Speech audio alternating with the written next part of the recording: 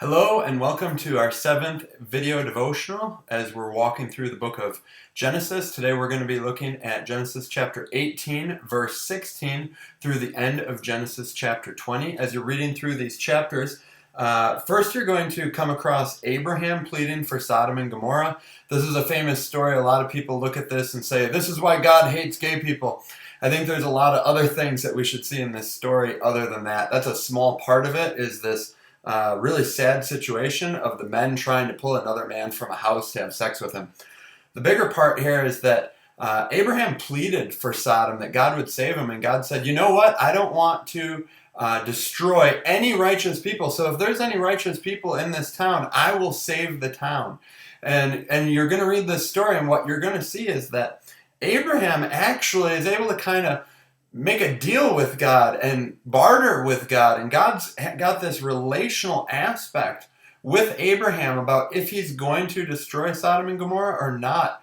And the reason ultimately that God chooses to destroy the town is because there aren't even 5 people in that town who are righteous. Essentially, the only righteous people in the entire town are Lot and his family. So then you're going to read about Sodom and Gomorrah being destroyed in that entire account. It's a famous Bible story.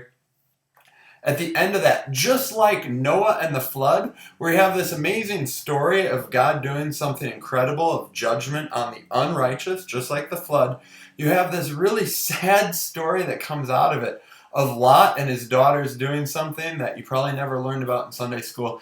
It's quite sad, and again, the result of it is finding out 2 more nations that are going to become Israel's enemies in the future. Finally, you end with a story of Abraham and another king. This story should sound exactly like Abraham with the king of Egypt, where he again doesn't trust God to take care of him, and so he tells a lie to try to protect himself, and the result of the lie, oddly enough, is that Abraham is blessed and receives silver and donkeys and sheep, just like the other story.